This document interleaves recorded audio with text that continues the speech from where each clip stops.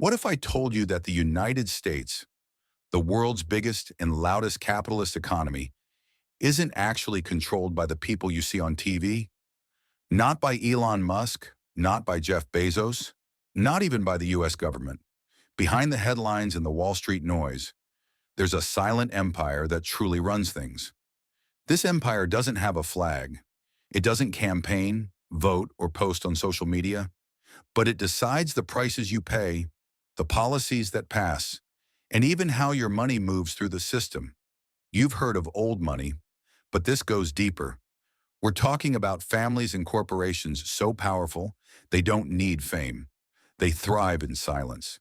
In this video, I'll reveal the families that quietly own America's backbone, industries, land, and markets. The secret structures they use to keep power generation after generation, and how their influence shapes your daily life without you even realizing it. You've been told the US is a free market, but the truth behind who really owns it might shock you. Let me show you exactly how this happened. To understand this secret empire, we have to go back, way back, to how America's wealth was built. When the Industrial Revolution exploded in the late 1800s, a handful of men controlled everything: oil, steel, railroads, and banks. They weren't businessmen. They were kingmakers. Rockefellers, Carnegies, Vanderbilts, Morgans. Their power came from one thing: control of supply chains. Rockefeller didn't just sell oil, he controlled the wells, the refineries, and the railroads that shipped it. That kind of total control doesn't disappear, it evolves. When antitrust laws tried to break them up, these dynasties didn't vanish. They adapted. They built private companies, trusts, and holding firms. Invisible walls that protect their money from the public eye. And while you and I pay taxes on every paycheck, these empires move their wealth through legal mazes, family offices, and foundations. Here's something few people realize. More than 60% of America's private companies are family-owned. Over 80% of U.S. farmland is owned by just 10% of landowners.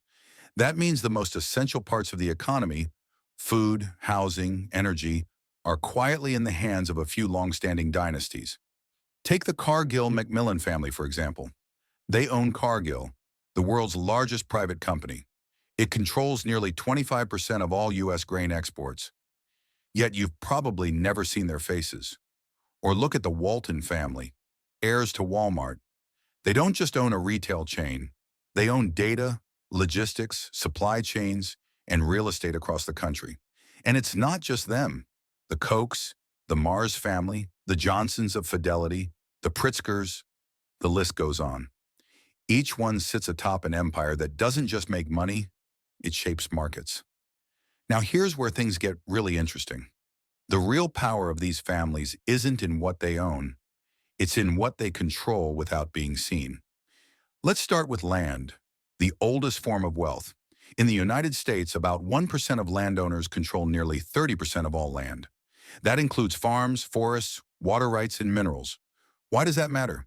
Because whoever controls land controls food, housing, and natural resources, the basics of life itself. Families like the Emersons own millions of acres of timberland. The Reed family owns vast tracts used for paper, lumber, and construction. They don't appear on Forbes covers. They don't post selfies on yachts. But their control makes billionaires look small.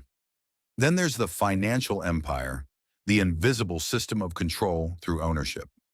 You see, while most Americans are taught to work hard and save, these dynasties learn to own systems that pay them even when they sleep. It's not luck, it's architecture. The average American might own a house.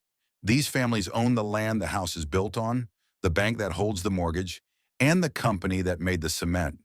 That's empire-level control. But if you think that's crazy, wait until you hear this.